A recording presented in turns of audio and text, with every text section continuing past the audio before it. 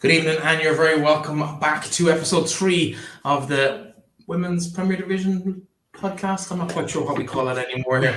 It's all a bit up in the air with the new rebrand of the league, but it's all about women's soccer on International Women's Day, 8th of March, of course. And joining me again, representing the ladies, both of us, not so much. Aaron, welcome back to another episode of the show.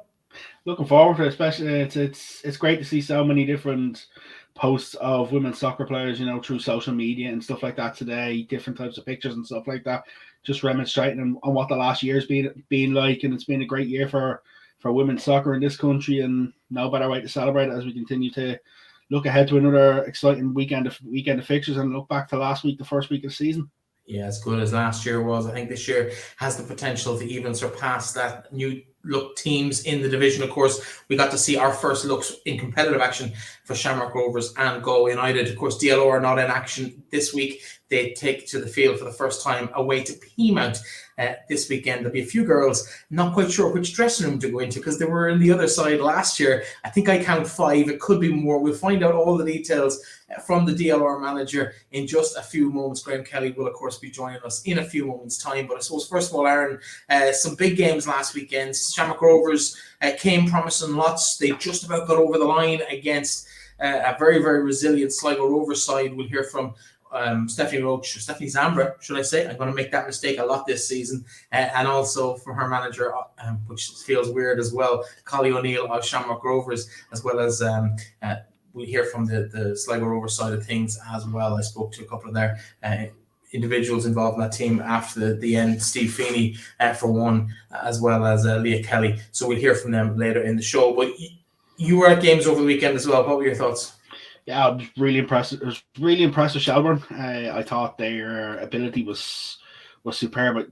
Kayla Hamrick was brilliant. Megan Smith-Lynch starting the season off as she finished last year with 2 dinks against Cork. The goal she scored would stick in my mind from last year when she scored the goal that put them back into the league with the late winner against Cork in Talca Park. Expected a bit more probably from Cork last week, but I don't know if it's the case that Shells were just good. Like the 30 shots Shelbourne had on Saturday, which is an awful lot. And they were really good. Enjoyed parts of the Peamount in that long game. Got to watch a good bit of Sligo Rovers and Shamrock Rovers as well. My only real complaint, there's only really one downside the last weekend for me, and that was not being able to stream multiple games at once. But other than that, I enjoyed the football. I saw your tweets giving out. You're becoming a grumpy old man, Aaron, at this stage. But speaking of grumpy old men, no, I promise you, Graham, I'm not messing. We're going to take in Graham Kelly, who joins us now. I know you're not grumpy, at least not yet anyway, Graham. You have nothing to give out about it at this stage. You haven't kicked the ball yet. Welcome to the show, first and foremost. Thanks, lads. Good to be here. It's been 3rd season, and it's the first time we've had you on, and for probably the longest serving manager in the league, yourself and James O'Callaghan will be definitely up there. I can't think of any that are there as long. Tommy Hewitt, I suppose, is in there too in that conversation. But in terms of your contribution, you must be just itching to get underway. Haven't had the weekend off last weekend. Yeah, looking forward to it. The girls are really buzzing now in training. Great session last night. We trained Saturday morning, and then some of the girls went to watch games. And luckily enough, the good thing was I got to watch a lot of teams last weekend. That's the only benefit of being idle on the first weekend. I think when I remember speaking to you before at the league launch, you were saying you were going to get to 2 games. Like it's when you're idle, and especially when you can see your competitors the week before, it's nice as well instead of watching it back on a video, isn't it? Yeah, it is. Look, and we obviously had played Peamount in pre-season early on anyway, so got to look at the quality they have, but it was good to see them in competitive action last week as well. So, yeah, it was really good. Talk to us a bit about the comings and goings over the winter. It's been a strange kind of off-season because so many changes, new clubs coming in, the change to professionalism. We might chat about that as well a little bit in a few minutes. But in terms of your squad, it's a very new look side for you in Belfield this season. Yeah, absolutely. 12 players went out and 11 players came in. And that was a knock-on effect of different and completely different circumstances for some players. At the end of the season, I was aware that 4 players were moving on, and I had conversations with them 4 players. We sat down, did things properly, had good conversation, and they left for various reasons, which absolutely no problem with.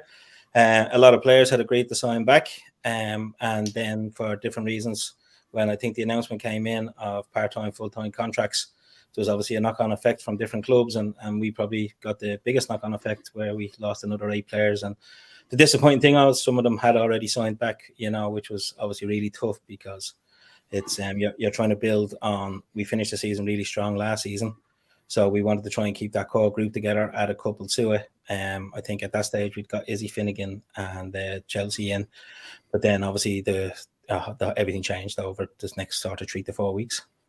In terms of the way things went, Graham, with the off season, like for you as a manager, like it must have been strange. Obviously, the announcement comes out, then it's just not even for you guys, for every club. It's nearly as if it's just a massive free for all, massive changes. Players coming one way or the other. You're seeing signings coming that you're like, I didn't expect that. How was it as a manager? Tough. It's tough. It's exhausting, because as I say, you're trying to obviously put your squad together. You're trying to keep a core group of players together, and obviously, look, managers are allowed to talk to them, and some of the promises players were made were off the wall, if you ask me. Some of them are obviously genuine, but look, it's football, and it happens in the men's game every season. You'd have a lot of movements. It's new to the women's game, and I think this year that's probably what caught everyone by surprise, because it's new. You'd never really see that much movement in the women's game before, especially in an off season. On a practical level, though, we've all seen the kind of names who've moved around, and you can't fault them when they're promised on and offered certain things at various clubs. People have to look after their own interests as well as what they want to do with a club or the loyalties they may have there. But in terms of the actual practical situation, when a club comes into the league with a big checkbook, everyone else trying to compete, are we on a slippery slope to where maybe we're all going to price ourselves out of all of these players? It could be, Breifne. It's a very good point. It's obviously, for us, we don't have any men's section, so we don't have the financial backing of any men's team. As a standalone club, we can't offer players full-time or part-time contracts. We do give them expenses, and they're looked after in every other way possible. But it's hard to see where the money comes back in. If players are being paid, some of the rumours that are going around, where does the clubs get that money back in the long run? Like, where are we going to be in 2 years' time? Which is a concern. But look, from our point of view, we're self-funded. We're okay financially. We have all our books done for the season. The girls are looked after, so we're fine where we are. My biggest concern on that is the fact that clubs are just going to. It's some clubs are potentially just throwing money down the drain. But Graham, in terms of with the off season being so mental, players are signing professional contracts. Some are signing amateur contracts. It's going to make even the likes of the summer transfer window completely different, because with players being on a professional contract, it's not as simple as I want to leave you. I'm an amateur player. I want to move to this club or that club. Yeah. How do you think that's going to have an impact? It's going to be difficult, because I'm not sure how many clubs have full-time contracts or professional contracts. But if someone is on a full-time professional contract, then obviously they can't leave in the summer, bar they come to an agreement with the club to terminate their contract, or they could go out on loan, which could be another option. That if a player is unhappy and they want to get some game time and they want to go out on loan, that's obviously going to be an option as well for players. But it will be interesting to see come the summer what type of movement there is. Today, the PFAI have a social media post out celebrating International Women's Day, and they spent a bit of time with what they describe as Ireland's first group of female professional football players, with Shamrock Rovers, obviously. Are they the only club in the league, to your knowledge, that are giving out professional contracts, or is it just that the scale of what they're doing is bigger than everybody else? It's probably just the scale. I'm not sure. Again, I can only talk about our own club, but I'm not sure exactly how many professional contracts Shamrock Rovers or Bows or Shelbourne or anyone Wexford have given out. I'd say the scale of probably what Shamrock Rovers has done is probably more than anybody, and that's why the PFAI posted. I can't imagine they'll be going around to all clubs if they've only 1 or 2 professional contracts. I know they do it in the men's game, but again, that's because the whole squad would be professional. Yeah, just for the record, there's 16 players in the photograph, and based on the figures I've heard on the grapevine for what a professional contract, or even what a part-time professional contract is, that's a considerable 6-figure contribution if they are all on a minimum of a semi-pro contract.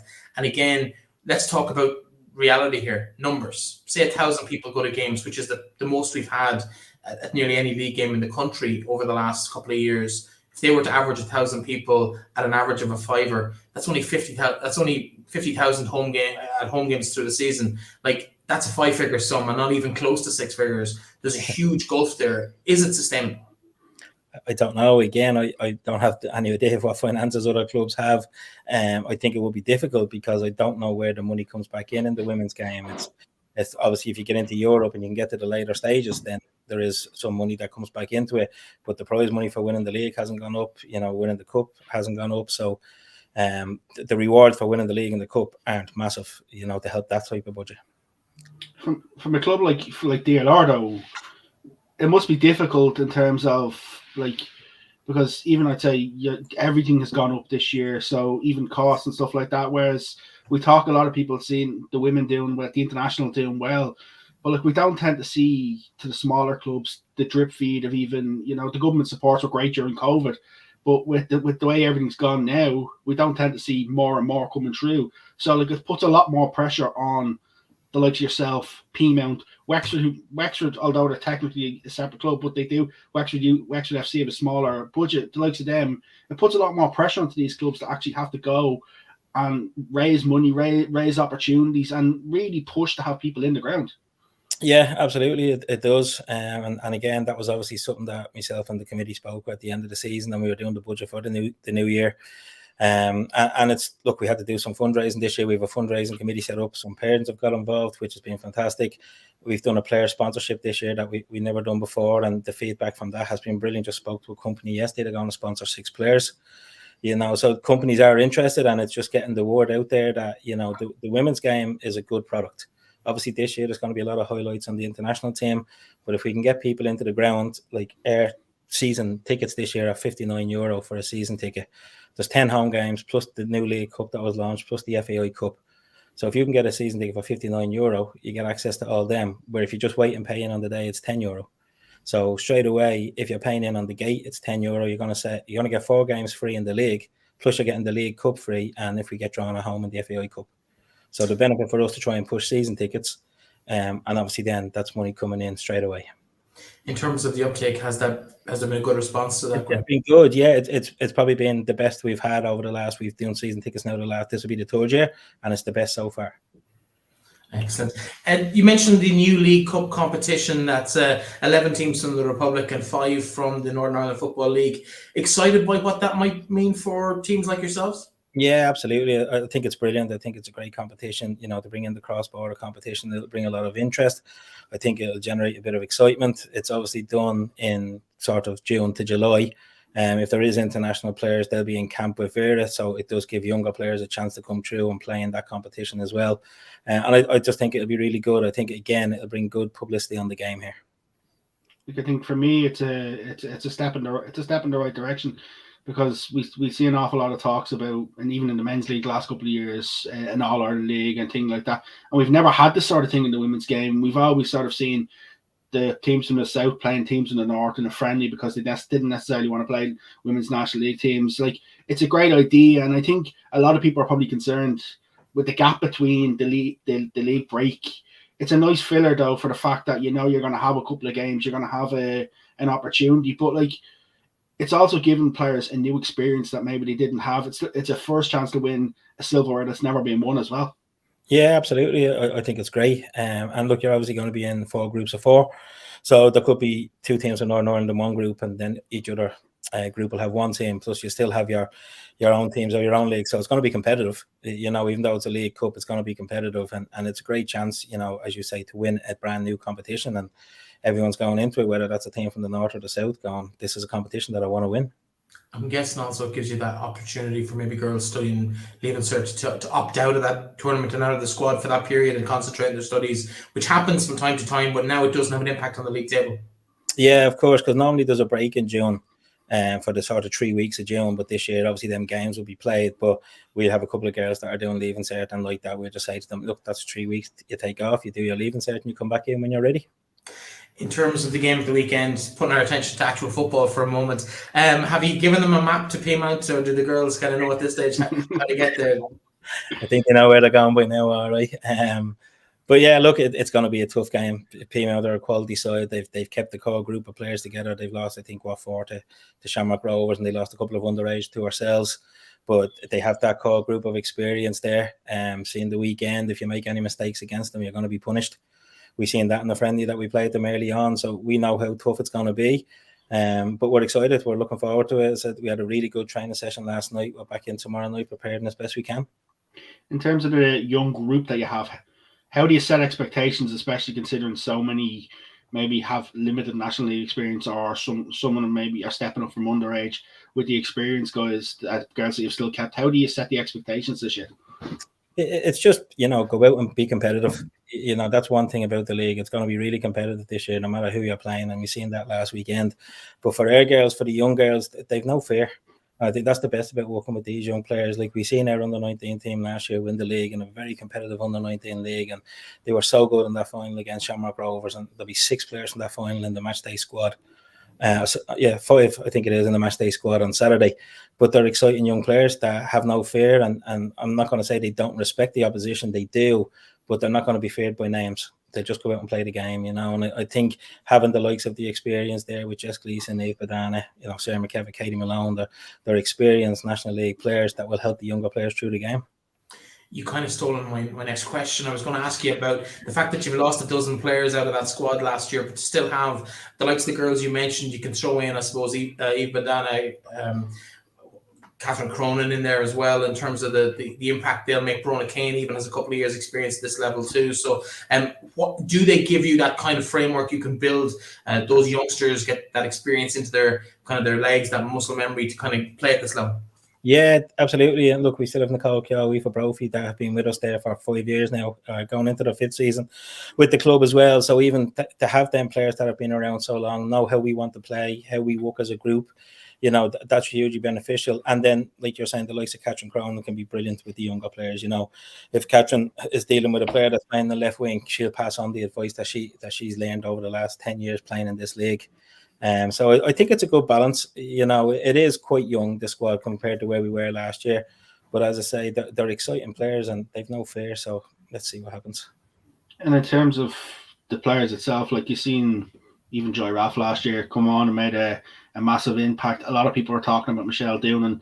Probably didn't work out for her the way she would have wanted at Peamount, but someone like that probably has a bit of a point to prove. 2 players who can score goals as well.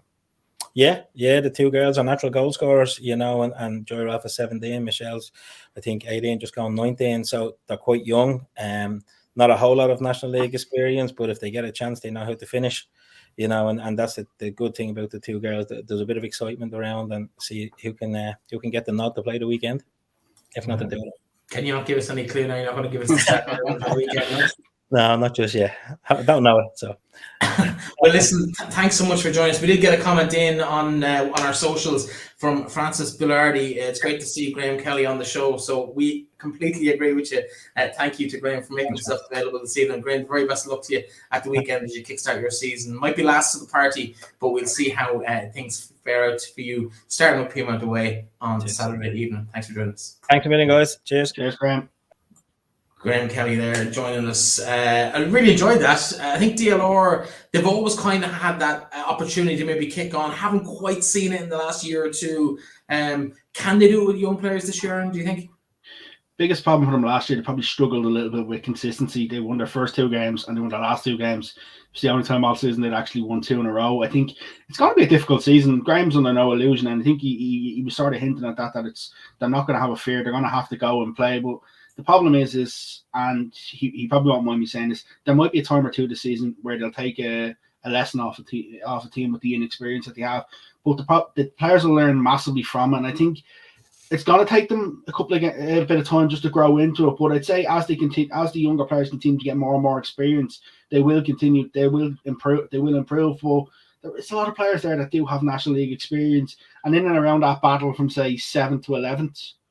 They're going to be all very competitive teams. Yes, DLR will be looking to try aim higher, but within that sort of core group of 4 or 5 teams, they're all going to be capable of beating each other on their day. And then the likes of DLR, like, they've taken points off teams in and around them last year. Yes, they've lost some quality players, but it's an opportunity for some of the younger players to maybe have that cut and winning experience, winning habits underage. 5 players in the squad, as he said, for this weekend.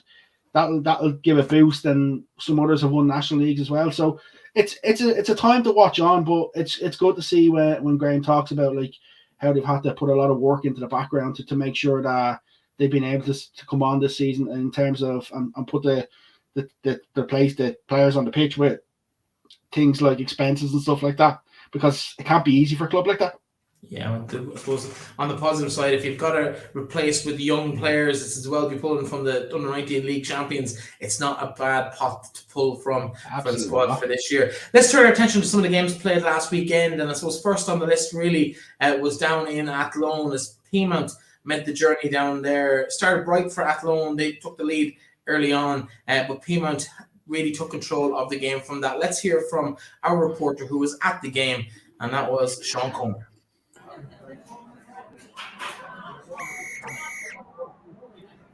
Full-time in LOIWomen and Athlone Town have been defeated 3-1 by Peamount United in the final game of the WPD's opening weekend. Athlone would take the lead just 4 minutes in. Chloe Singleton, the new signing from Galway WRC, put them ahead. Miriam Devani put a high ball out left, and Lorna O'Callaghan was put under pressure from Madison Gibson, who she fouled. Kaylee Shine took the free, and Chloe Singleton rose highest to give Athlone the lead. But the celebrations were cut short, I suppose, just 5 minutes later. Kate Mooney equalised for Peamount United. Athlone failed to win the first ball from one of their own kickouts, and Shauna Brennan was put under pressure in the left-hand corner. Her ball back to Ciara Glacken in the Athlone net was just not powerful enough. Kate Mooney got in there first and slipped it by the onrushing Athlone goalkeeper. Both sides played good football for the next half hour or such, but there was no concrete chances. It didn't come until about 5 minutes from half-time when Carol McManus, just outside the Athlone box, dug an awkward one out from under her feet and forced Glacken to pedal backwards and tip it over the bar.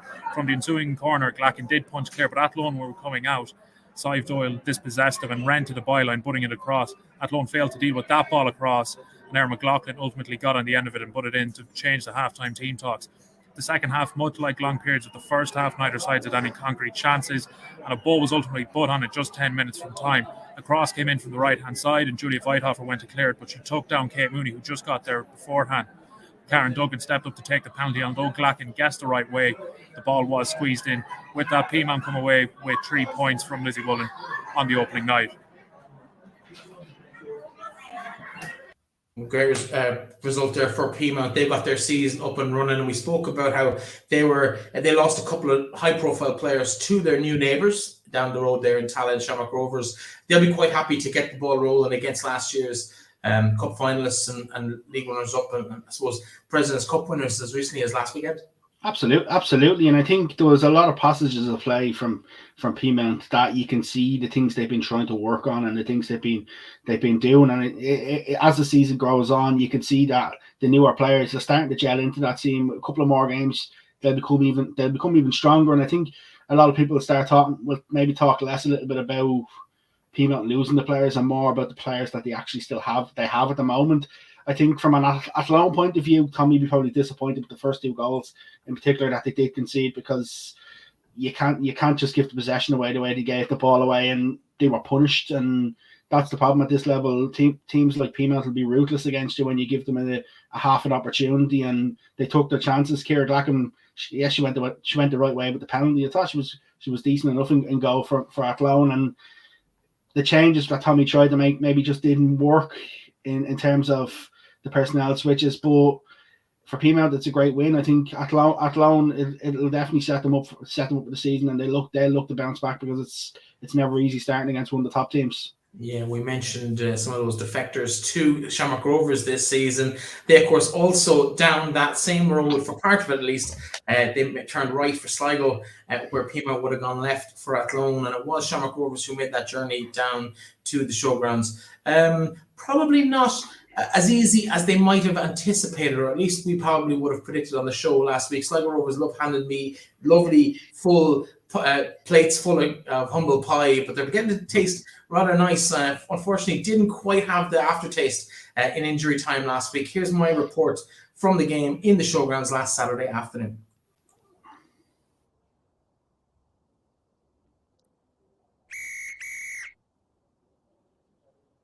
And you're very welcome here to a practically deserted showgrounds just moments after Shamrock Rovers came and broke the home side's heart here in injury time. A 2-1 victory for Shamrock Rovers over their hosts, with a late Anya O'Gorman header about 2 minutes into injury time settling this tie. But it was not as most pundits would have expected Shamrock Rovers did open the scoring after 8 minutes through Shauna Fox as she coolly placed the ball into the top of the net at the third attempt after a really well-worked training ground routine from a corner by the experienced duo of Stephanie, now Zambra, formerly Roach, of course, and her former teammate, Anya O'Gorman at Peamount. Both of them have made the move across the city, or across the N7, really, to Shamrock Rovers, and they both combined to set Shauna Fox up. Her first effort got blocked. It fell to the feet of Alana McAvoy, whose effort also blocked by a very, very solid Sligo rearguard at times. And unfortunately, it fell to Fox at the far post, and she coolly put the ball in the back of the net. It was all Shamrock Rovers in that first half, but Sligo Rovers hadn't read the script, and much like the start and end of last season, a free kick about 25 yards out from goal fell to Emma Hansbury, and her deflected effort off the wall found the back of Amanda Budden's net, and it looked like it would be enough to get a fairly important point for Sligo Rovers in their first game of the season, one that they would be very, very proud of. But then it all fell apart in injury time as Anya O'Gorman rose highest in a crowded defence area to put the ball in the back of the net and seal the game for Shamrock Rovers. Good day out for Collie O'Neill on his debut in the Women's Premier Division. Disappointment for Steve Feeney and his girls, but they'll be back. If they continue to perform as they did today, they will take plenty of points from the showgrounds this season. But here today, it's Shamrock Rovers Day on their debut back in the league for the first time in 8 seasons, and it finishes Sligo Rovers 1, Shamrock Rovers 2. Collie O'Neill, bit of a baptism of fire, dominated the game, but you left it late. I suppose on the basis of all of it, yeah, we probably deserved the win with the amount of chances that we created. But the better side of it is it's great to see the character that's already here. We never stopped. We never stopped at all. And it's one thing that's very hard to probably get inbuilt in the team, but it's nice to see that character is there. I know we spoke to you a few months ago, just very, very new in the job. In terms of the last couple of months, how has that been for you? It's been tough. It's been really, really tough. We're still nowhere near where we want to be. We're probably only at about 60% of what we want to be. Well, at least it's a good start. It's a good foundation to build on. Talk us through today's game. You scored early on. It looked like the floodgates might open, but Sligo didn't really let you do that. They kind of controlled and defended really, really well. There is. We went away from our good style of play. We did create a lot of chances. We just didn't take them. We could have and should have put it to bed by half time. But we knew Sligo would come at us for a little bit in the second half.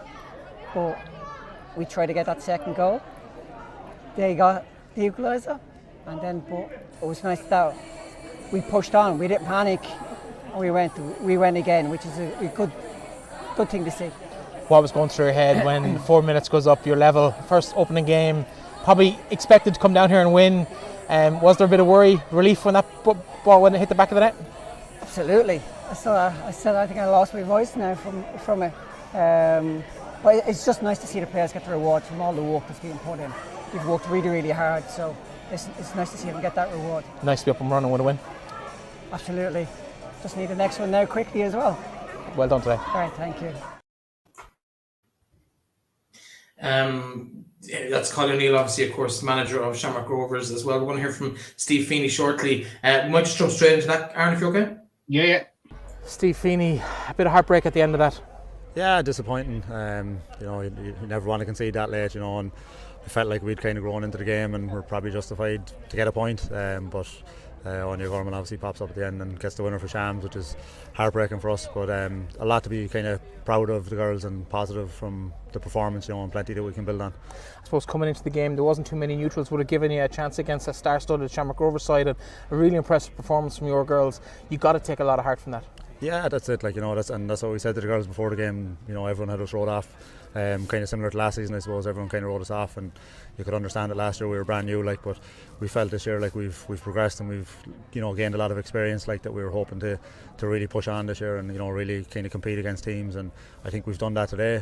But again, it's one game, so we want to go again now. Addition of a couple of new girls to that squad that we saw first glimpses of today. The likes of Casey Howe was impressive in stages. The two Lockwys making their debuts off the bench.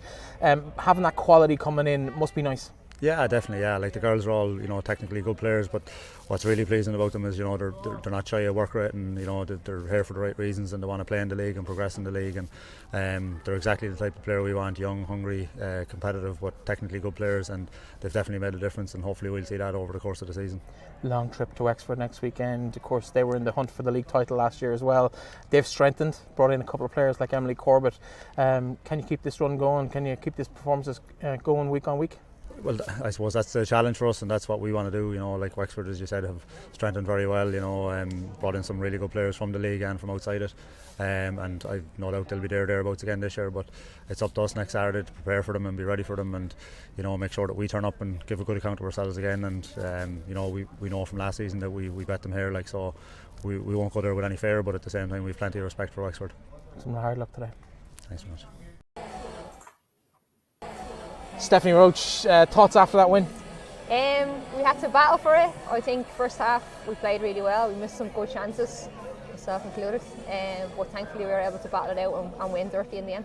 How have the last few months been for you? I know you've been busy with other stuff away from football, of course, on our TV screens, dancing every week, but in terms of, I suppose, the football, it's a new club, it does bring different changes, even though it's not geographically that far from Peamount. Yeah. It's a new world for you. Yeah, it's a load of new players being brought together, but we've very good players. It's just about gelling now and trying to get ourselves into a good position in the league. I think coming into pre-season there's a lot of changes in terms of players being away with international duty and trying to get the team to gel properly. Maybe takes a little bit of time, but I'm just glad we've got the first win. First game of the season is always going to be difficult in a new club, loads of new players, and I think it's just about kind of being patient and trust the process and just keep working for each other, and it will all come together. First goal, of course, 8 minutes in. Nice little work there between yourself and Anya. We've seen that so often before over the years. How nice is it to be back with that level of understanding in a brand new team? Yeah, obviously myself and Anya have been playing together since we're 12, so I'll let you do the maths on that. It's been a while, so yeah, definitely we always have that kind of good understanding of each other. But I think a lot of the players in this team are clever players. We're trying to be intelligent footballers and make sure we make the right runs and look for the ball in the right positions. And look, as I said today, it wasn't easy, but we got the win in the end. That's all that matters. I know it's not Shamrock Rovers' first time in the league, but it's the return to the league. How important was it for you personally to be in that starting 11 and play a vital role in that first goal? Yeah, look, obviously, anywhere I'm playing, I want to be in the starting 11. Everyone wants to play every minute you can. For me, kind of coming to the later stages of my career, I just want to try and improve as much as I can at Rovers and just bring as much as I can. Excellent, well done play. Thanks very much. Stephanie Roach there. Final interview is from Leah Kelly, fullback for Sligo Rovers. Leah Kelly, disappointed with how that game finished up? Yeah, we're gutted, absolutely. It's so sickening. I think we, had a class game, worked really hard, especially the second half. Came out, and upped it, and then obviously a last minute goal like that is always going to be sickening. Well, last minute goals aside, it was a very, very good performance from your side. Probably not what most people expect to come into the game today, that you'd put it up to a team chock-a-block of internationals, but you did exactly that. Yeah, I suppose we knew they were coming in with big names, and people were, talking them up, but we were quietly confident in a way that, our work rate will always compete in that way, but yeah. I can see almost the frustration in the face. Yeah, frustration is a good word for it. Yeah. We won't go any further than that. But in terms of, I suppose, the mood in the camp, obviously the results not great today, but the performance really was probably above and beyond what most people expected coming in. So has the mood been good in the camp? Is everything kind of really looking good for the season for you? Yeah, no, absolutely. If you take, obviously this is only our second year, and our first game last year was a totally different story, and you're looking at bigger issues than out there today. So obviously we'll be annoyed for the first, straight away after the game, but we'll go back, look at the positives. If you're up there competing with Shamrock Rovers till the last minute, there's plenty of positives there. So yeah, well listen, in terms of the next couple of weeks, long trip to Wexford next week. Yeah. It's a tough one just logistically to get your head around. And again, not going to be easy on the field either. No, absolutely. If you even saw their starting lineup today was insane, with the players they have. So it's the league never gets easier. It's not like you have one hard game and then easy games. But if we bring a performance, especially our second half again next week, there's you can't put us down. I'd say. As an intercounty Gaelic player, you also are well experienced in these kind of big, high-profile games with a big crowd, 753 people here. How much does it help to have a kind of a fan base like that cheering you on, congratulating you when you do well? Yeah, it was class. Like, in fairness, the fans were so good, and it was kind of like was similar enough to the Shelburne game last year. You know, like the way they get behind us, even if it's just a tackle, like, you know, like them cheering us on. So it's great. And like, you know, we kind of want to make like Rovers nearly a come showgrounds, a fortress, so like people fear coming here. So that's what we'd be working on. I think if you keep pulling out performances like that, there'll be plenty of teams fearful before the end of the season. Leah, hard luck on the result. Thank you. Well done on the fantastic performance. Thanks. Thank you. Leah Fox there. Leah Kelly chatting to us after the game at the weekend. A very honest interview from herself, I suppose, honest from all four of them, but particularly, I suppose, the nature of the defeat. I think it's always tough to come out after that and speak, and she started by saying she was gutted, and I think that kind of sums up how well Sligo Rovers actually participated in that game at the weekend. They really outdid everyone's expectations, probably, if they're honest, even their own a little bit. I was massively disappointed for Sligo Rovers because I thought defensively, second half, they nullified Shamrock Rovers so much, and I think you could see at times if they could have got the final third clicking there on their end, they could have potentially won the game themselves. But the only thing I will say, Collie said it, Shamrock Rovers never gave up. They just kept going and kept going and kept going. And I think we haven't mentioned it yet, but what a ball by Leah O'Leary. What a pass. Put it on an absolute sixpence for Anya O'Gorman. She couldn't miss from there. It was just such a perfectly played ball. And I think from Sligo Rovers, they probably would have learned an awful lot of lessons. It'll be a tough defeat to take just because of the manner of it. And when you've Wexford when you've Wexford straight after, it's probably not the sort of game you want to have to travel down to Ferry Carrick Park, as Leah said, with the lineup that Wexford had. Although they only had a 1-0 win, they had a lot of players who'd come in, with the likes of Rihanna and Emily, so it'll be extremely difficult for them. But I think the fact that Sligo got such a great crowd as well is a massive positive. Yeah, I tend to agree with you. And the atmosphere in the showgrounds was brilliant. Shamrock Rovers coming to town always brings out a bit of a crowd. There's a rivalry, definitely from the Sligo Rovers side. There's a huge rivalry, and Shamrock Rovers are public enemy number one down in the town. And so whenever they come to town, it doesn't matter what they're playing, there will be a crowd. And it was a great atmosphere, full of young female footballers there in their own club jerseys representing. And it's a really nice vibe. I really hope they can keep that together this year. And I think definitely a tighter unit than we saw towards the end of last season. And if they can play to that level through the season, I don't think they're going to be in too much problem at all. I think I'd fancy them to finish in very comfortable mid-table position that really, really impressed me. And Casey Howe, she had one turn in the game where she took the ball and turned at the same moment and put a ball in, I think, for Emma Doherty, who had her shot blocked, but it was probably the best constructed chance of the game. And they weren't outclassed at all against a team that arguably are packed full of international players. So future looks bright enough for Sligo Rovers. I'm not going to say too much negative about them again because that humble pie is getting a bit monotonous now at this stage. Well, Shamrock Rovers, though, I think will get better through the season, and I expect them to be in that title challenge. I was impressed by them. The front four, effectively, they kind of had a strange formation, but the three up front were one supporting. But the names on itself just were phenomenal. Alana McAvoy kind of in the middle up front, along with Anya O'Gorman, Steph Roche. Steph Roche started in the middle, and Alana and Anya on the sides. Leah O'Leary there as well, and they just had bodies everywhere. It was talent to burn. It was a poor miss though by Abby Ventures through 1-on-1 with Amy Mahon. Thought she should have, for an Irish international, probably should have buried it in the second half. But my only concern for Shamrock Rovers is the midfield is that I still think they're a little bit light in the middle of the park. Yes, they're great going forward and they've great defenders, but they just need to get that little transition there. But just in terms of Casey Howe, I'm excited to see what she does this year. I think her and Emma Doherty could form a good partnership. The two Lockeries as well were impressive. Quite young, but will bring something to that team as they go forward. Let's move on from that game. We touched briefly on it. Let's go back to Talca Park for that clash with Cork City. You said you were disappointed, but Shell's impressed you.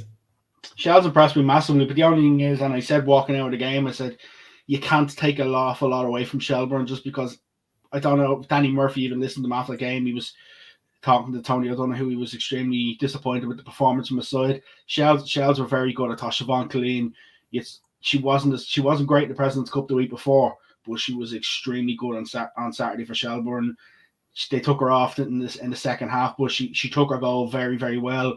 And now link up with Noelle Murray, going back to the old days. Noelle putting Siobhan through, Siobhan using her pace, getting past one and putting it into the corner of the net, and then Megan Smith-Lynch with the 2 dinks. But I was impressed with some of the new internationals who have come in. I thought Kayla Hamrick was very good. Maggie Pearce, I think the ones that come off the bench showed a little bit of what they are capable of. The biggest thing from a Shelbourne point of view for me is last year, I'd say Noel had 12, 13 players he trusted. And this year, it looks as though he has more that he can bring off the bench, plus the likes of the Kerry Letmans, Sophie Waters, Nadine Clares come off the bench as well. So I think he has more of a squad this year than he had last year. Yeah, be interested to see how they fare out. I think they've done quite well to bounce back from the loss of so many players over the pre-season to start the ball rolling. 6-0 is a nice way to get things up and running. And moving a little bit further south, Treaty United hosted Bohemians. Most people expected Bohs to walk this. It didn't quite work out like that. They ended up winning the game, of course, 1-0 with a Rachel Doyle strike late in the second half, but they were made work for it by a fairly resilient Treaty United side. I also had a chat with the Bows guys over the weekend, and what was said to me is Treaty will take points off people. That's what was said to me, and people like they're a decent enough side. And I think Albin's got his hands full there, but he's brought in some good players, some good young players. Like as we said last week, we didn't really know an awful lot about them. And the fact that it was a penalty that all that separated them and Bows, it shows that they are making improvements. They'll continue to make improvements from a Bows point of view. Erica Burke didn't play, so Sarah Rowe played up top. Probably not where she's used to playing, but Bows will just be happy to just get away with the 3 points. I think any team who gets a win on the opening weekend of the season, you're just happy just to walk away with 3 points, because it's never easy to start your season off with it, especially on the road. Yeah, one other side with a late winner to take all 3 points up from an away game, where of course Wexford Youths, they ran right to the final day of the season last year. Ciara Rossiter on target for them, 10 minutes to go against a brand new look Galway United. Of course, a lot of similarities with Galway WFC from last season, but it is Galway United this year. Thoughts on how that panned out? Because I think for me, I expected maybe 3-4 months ago for Galway to be a force in this league. Can they do that? What did you make of the game at the weekend? I'm not sure. I'm not sure at the moment they can. They'll definitely need additions to make that to bridge that gap. But like I think Abigail Renan making team of the week, it's probably a fair reflection of where she was in the game. Wexford probably could have scored a couple of more. It was a lovely finish from Ciara Rossiter in the end. I think Wexford, it's a long trip as well. It's like you were talking to Leah Kelly going from Sligo to Wexford going from Wexford to Galway. It's never easy, especially at 2:00 on a Saturday. You're out leaving early. It's a difficult place. The drummers and all out naming DC Park, Galway, trying to get a bit of an atmosphere up as well. It's a sort of one for me that it is a lot of the same old faces, as we said, from Galway WRC with Galway United, minus the couple that they have lost and the few they've brought in. But they're another team who's probably exploited the overseas market a little bit to try and bring a couple of players in to help shore up the squad. Absolutely. Well, let's take a quick look back through all of the results of the weekend. We'll just bring it up here in front of us, and they are the results from the weekend. Peamount United 3-1 winners away to Athlone Town, while Shamrock Rovers had that Anya O'Gorman injury time strike to thank for their victory in the showgrounds, while Bows won 1-0 in Treaty. Same scoreline in Eamon DC Park in Galway, as Wexford Youths ran out 1-0 winners, and Shells with that big win at over Breifne in Talk Park. Shells were the only team to be a home win last weekend. Well, that's what I love about the league, is that sometimes you just can't really predict. I don't think we would have, if we had a prediction competition on the site, I don't think we'd have come close in most of those games last week. So I do like that kind of air of unpredictability that we do get in the league. Of course, that has an impact on the league table. Here we go. Shells top of the league on goal difference, points in the second column there, as we see Peamount, Shamrock Rovers, Bows and Wexford all in the top 5 based on their goal difference. I'm gonna put you on the spot here, just because you have that up on the screen. Without looking, can you tell me who the Bows player is? the most player behind behind Kira Bates Crosby. Got it, one. Is who it is. I don't know because I made the graphic about 2 minutes ago before we started. In terms of the top scorers, the Kira Bates Crosby is there again. She's not on the score sheet though, unfortunately for Bohemians. Rachel Doyle, she's down on that single goal strike. 2 players with a brace at the weekend. Kayla Hamrick and Megan Smith-Lynch, both of Shells, of course, got their seasons up and running with a nice double net over the weekend. Actually, come here, I never mentioned it, and I probably should mention just because I see her name right there. Rebecca Devereux of Shelbourne, the youngest Shelbourne player ever to score, men's or women, in the senior league. She's only 15. I watched. She scored a goal for the Ireland under 17s the previous week. I watched her when she come on first. Her first effort was a shot over the bar. She literally took a touch, a little burst of pace, and had the confidence from the edge of the box to put it over the bar. I turned to somebody and said, "She's gonna be a smashing player." A couple of minutes later, what does she do? She gets the ball, comes past one, puts it in the bottom corner past Abby McCarthy, and is thinking, "Wow, what a way to mark your debut." She's somebody who I'm looking forward to watching a bit more this season from a Shell's point of view. Speaking of new scorers in the league, of course, congratulations to Daniel Fox, who got Shamrock Rovers opener. Oh no, wait, that just depends on where you get your information from. There was a couple of outlets over the weekend had a strange name for Shauna Fox on the opening score of the game. We did kind of give them a little tip on the shoulder and just said, "Hey, check that out. You might have the wrong name there." So we'll take credit for correcting that. But again, Shauna Fox scores Shamrock Rovers' first goal back at this level. In terms of clean sheets, 3 of them on Saturday afternoon. Maeve Williams, Rachel Kelly, and Courtney McGuire all starting their seasons with shutouts. So we'll keep an eye on those player stats as the year progresses. Before we go into this weekend's fixtures, though, Aaron, I know we want to talk about this new League Cup combination with the NIFL. 5 of their teams, 11 of ours. It's going to be that opportunity for that leave insert era time of the year competition, just to keep the legs ticking over. It has the potential to be something really worthwhile for being involved in for the Irish clubs. Your thoughts on it? I think it's a great first concept. I'd like to see how it goes with the fact that it's being run off over such a short period of time. If you look from a Northern Irish point of view, I'd like to have a little bit of a deep dive into what happens with their league, because it's only 5 teams. It's not the entire league involved. So are they going to stop the league, or are they going to play midweek? It's a start. That's the biggest thing for me. It's a start. It's positive that it's a start, and we're seeing something in terms of a cross border platform, and it's something that we can hopefully build on. How it's going to work, we're not really sure until the draw is made. We're not going to know where it are. Like, for example, you'd have a little bit of a concern, for example, if Linfield draw Cork.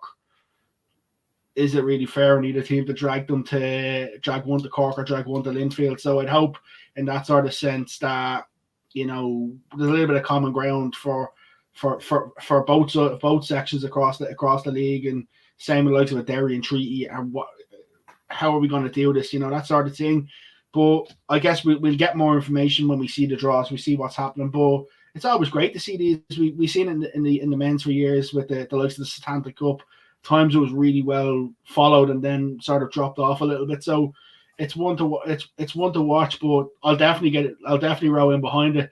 Just a little. From a personal point of view, I'm just a little bit gutted with the date of the final, because it may be something that just rules out for me, just because when it's on. Because I'm pretty sure when they were setting it up, they weren't looking at your calendar availability. But at the same time, for me, the only downside to it is one team per group gets out, and I think sometimes you lose your first game or two, third game, will it even happen? And that for me is a potential banana skin to the whole competition. I think I'd love to see an event where the top 2 teams go to quarterfinal. I do realize it's an extra week, it's an extra round of fixtures to be played, but I think it gives the competition that little bit more credibility and integrity in terms of games getting played. Maybe something though, Breifne, that they add to it, just with the short runoff. That could be why they could be limited just to want to get a play there and then. So I think as the years go, there's definitely going to be learnings from year one, 100%. That's the sort of thing. But like, the one thing I would like to know before the competition starts, and they probably can't give it to us, is like do we have, like, is it going to be a north venue for the final? It's going to be a south venue for the final. You know, I'd like to see something maybe like the FAI Cup where maybe they say year one, even if it's up the north for the year one, year two, it's in the south.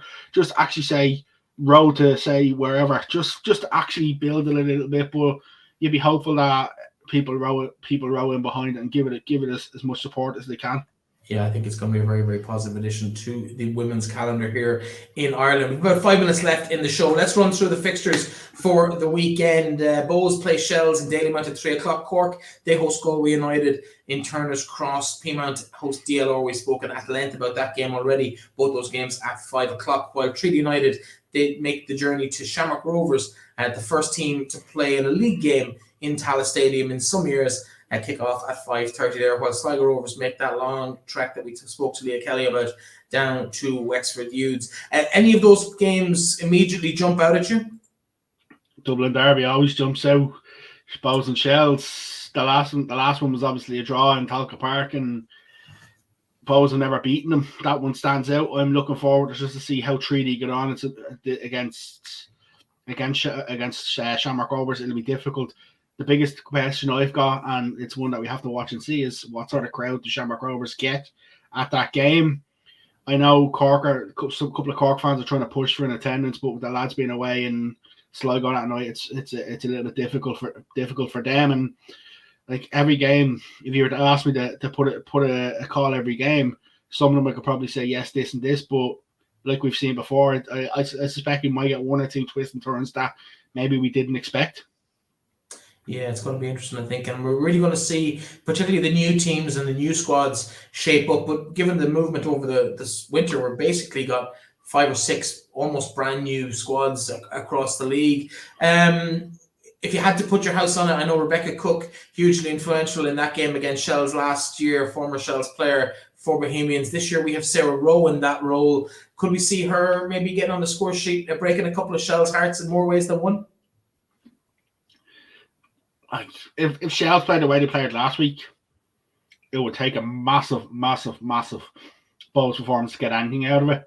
And the question is what sort of gear were Shells in? And this is where we might find a little bit more about Shells this week. But I think they probably will be just too strong for Bowes, and they'll get another win. But I do suspect Bowes will be competitive.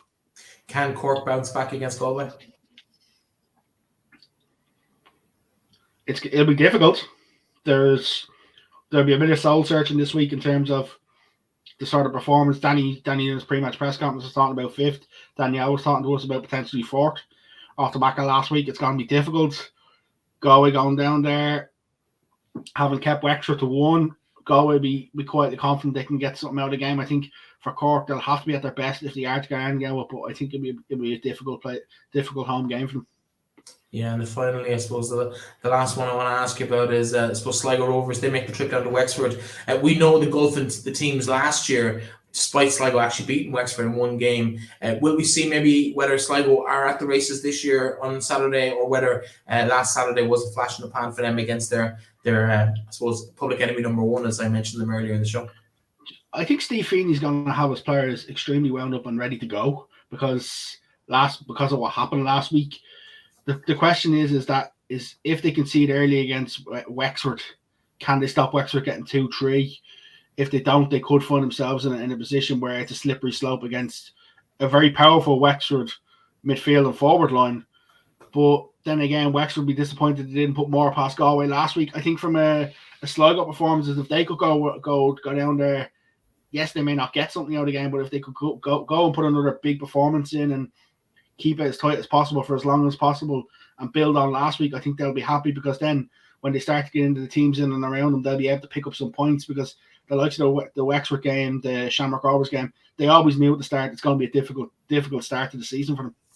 I have a family confirmation at the weekend. I'm not going to get a game live in the Women's League this week. We'll be looking at one or two kind of sneakily in the corner of the party afterwards. Are you getting to a game for yourself? Absolutely. I'll be in Dalymount Saturday evening. I think Bowes are bringing in a crepe van and all they are to try and get the fans through the gate.